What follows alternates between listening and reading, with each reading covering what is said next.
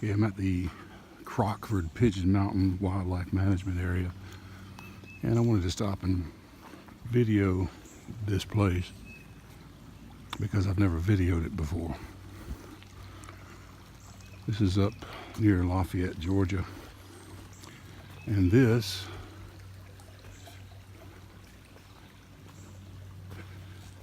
is what the locals call the Blue Hole Bridge, whatever. There's a trail that goes on up the mountain there. And what this blue hole is, I've been here many times. I've never videoed, never photoed any of it.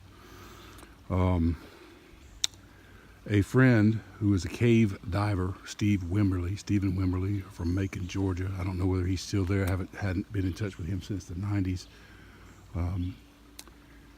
We had him go in this. This is a cave. I believe it gets too narrow up in there, or at least it did for him. I don't think he had the right setup with the side tanks that you can just take off and push ahead of you. He was solo and he didn't want to push it too much further. So I don't know how many people have been in there. I want to say this water is probably in the 40s. I've jumped in it on a hot summer day, and let me tell you, it'll wake you up quick jumping in this water. But this is the resurgence of the water that passes through Ellison's Cave here in Georgia. And if you take the path up there, you'll get to the cave. You won't make it very far before you find yourself at a 120-foot drop. Then you've got to do a 30-foot climb up, and you go over, and you are looking at the deepest single drop cave in the continental United States. It's right here in Georgia, Ellison's Cave, 601 feet straight down. Now, people, that's 2 football fields plus 1 foot stacked. And yes, I did it back in the day. I've done it twice. I've dropped that pit twice, and I did a through trip on one of those. I would drop that pit and came out the other one. There's a 400-foot pit called Surprise Pit. It's a very lengthy trip getting through the cave to do what they call a through trip. Yes, I was big into caving way before I was into hiking. And I'd like to get into some caving again someday. I don't know if I'm certainly not up to a 600 or 400 footer or nothing like that. So, but yeah, lose some weight. Maybe I'll get to do some of this stuff again. But that water is freezing cold. Pretty good drinking water, pretty clean. But like I say, this is coming out of that whole Ellison's Cave system, and it joins. It probably chokes out to where nobody could get through at some point, because that's what they usually do. But that's where this water's coming from. You say, well, it's a spring. No, it's a big cave system. I don't know how many miles it is, but massive pit.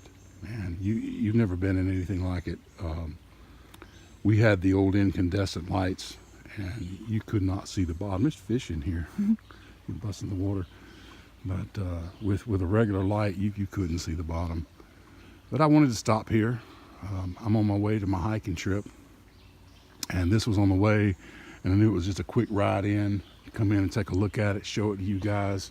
This is part of my history, part of my past, and the things that I used to do and enjoy.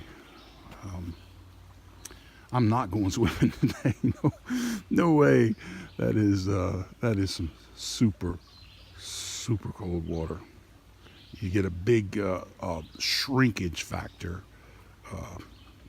You guys know what I mean. If you jump in that water, yeah. Okay, we'll leave it at that. But it's fun. I just wanted to document this place. I don't know if I'll even make this on my regular video, but yeah, there's a trail. You're just going up there. It'll take you over an hour to walk that trail up to the top. There's lots of poison oak. But yeah, fun places, cool things, and looks like they've kept the place up pretty clean. That's good. Like I said, this is Crockford Pigeon Mountain Wildlife Management Area. Yeah, I think they want you to have it used to be free to come in here. I've hobo camped in that parking lot over there before, but that was years ago. And now that everything's regulated and governed and what have you. And I guess it's to keep riffraff out, but who knows?